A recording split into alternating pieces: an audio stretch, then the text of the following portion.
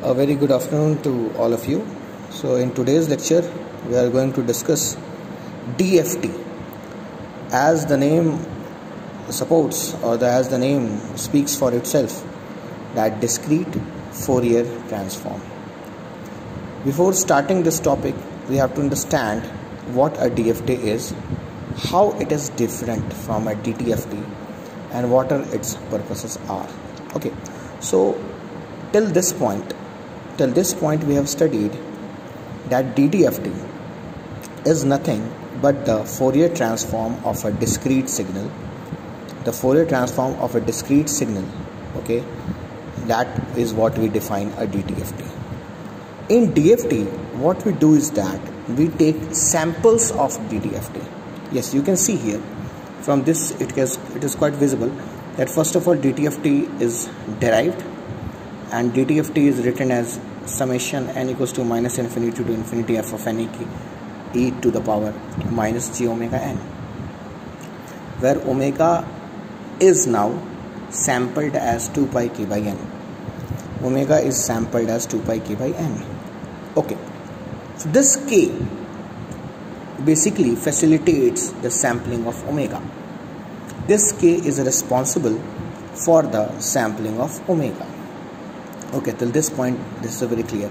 Now a doubt might crept in our minds that what n is, what exactly an n is, what does n symbolizes. So n symbolizes basically the total points in which the entire omega is spread. Yes, the spreading of omega is what we define by n. Okay, so now as omega is defined 2 pi by k into n, so f of k can be easily obtained. F of k is summation n equals to 0 to n minus 1 f of n e to the power minus j 2 pi k by n. So e to the power minus j 2 pi k by n. Okay, this is what the DFT is defined. From these two formulas, it is quite clear that this omega is being sampled. I think we are totally clear till this point. Okay, after that we come to Fk, that is the DFT. We can easily obtain the inverse discrete Fourier transform from this formula, that is Fk equals to summation n equals to 0 to n minus 1 f of n e to the power minus j 2 pi k by n into n. So it will be quite visible that this n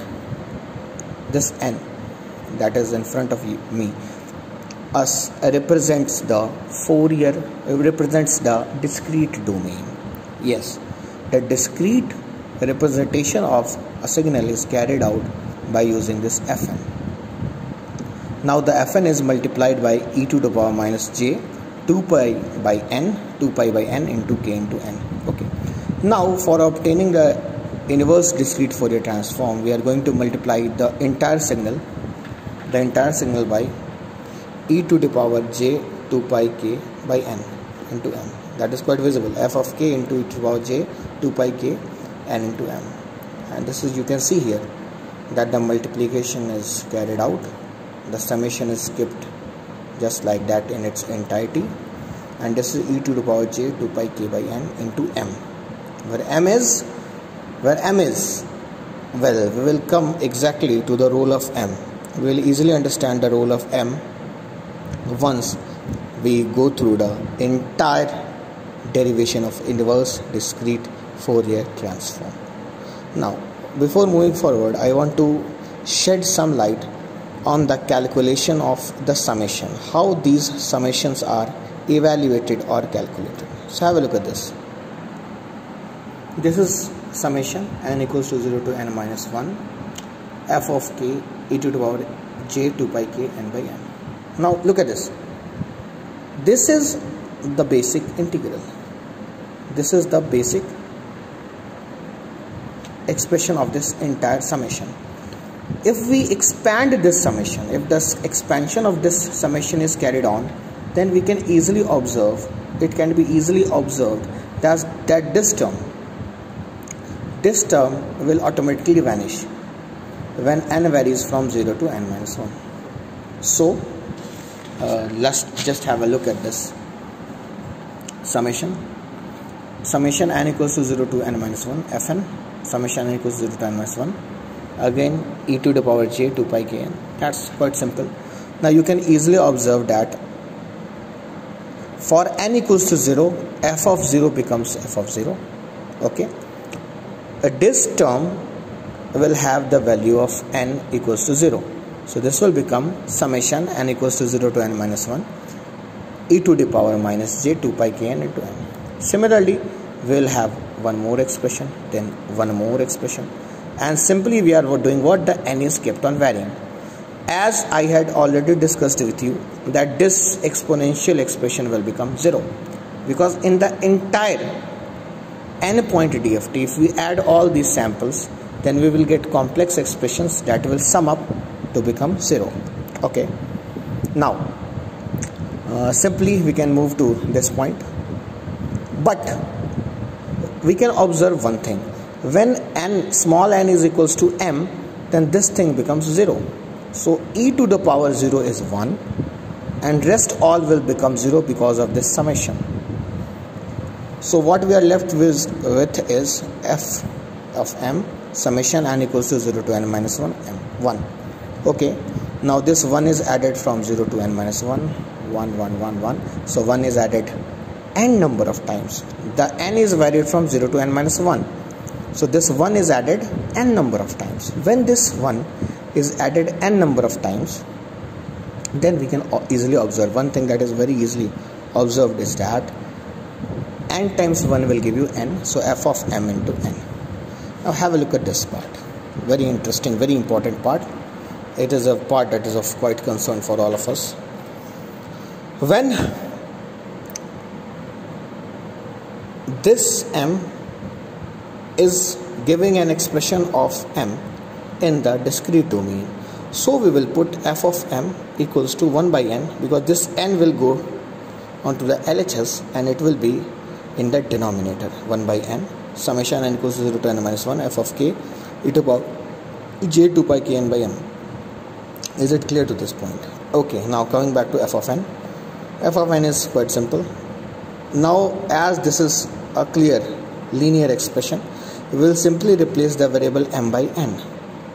So we are getting f of n equals to 1 by n summation n is varying from 0 to n minus 1 f of k e to the power j 2 pi k upon n, capital N, multiplied by n. So what exactly the offering is? Okay, the exact offering is that in the first expression, I will move to the back page, we can easily observe that the discrete Fourier transform in terms of k is obtained by varying the n. This is very easy. This is very simple to obtain. This is obtained as f of n. Is it clear to you or not?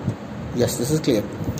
But when we move to the other part is that the inverse of this discrete Fourier transform. That inverse is obtained something like this. In this part, you can have a look at this. The f of n is expressed in terms of k. Okay. One more conclusion that can be drawn from this part is that the evaluation of this summation, the evaluation of whole of this summation is very, very important. This is what exactly leads us to the inverse discrete Fourier transform. Now, I will like to shed some light on the Tweedale factor. The Tweedale factor is very important. Okay, the Tweedale factor is very important. It is having its own significance, and we will come to that significance. But first of all, have a look at this expression e to the power minus j 2 pi k by n into n. Okay, this is what is present in the DFT. In the IDFT, we are having this thing. Okay, n is varying from 0 to n minus 1 f of k e to the power j 2 pi k n by n. Okay, and then the role of the Tweedale factor is that the Tweedale factor connects the DFT and the IDFT. It is the bridge, it is the link that is connecting the DFT with the IDFT. The expression of Tweedale factor is given by e to the power minus j 2 pi by n. Okay, so this n is basically what is present here in the subscript of w, that is wn is e to the power minus j 2 pi by n, that is the Tudel factor. One more thing that is very important, and we have to pay attention to this part, is that when we keep the value of n here, the Tudel factor here, then the expression reduces to kn. Okay, so this whole expression has changed to kn. This is a very important part. We will shed some light in the next lecture. Thank you.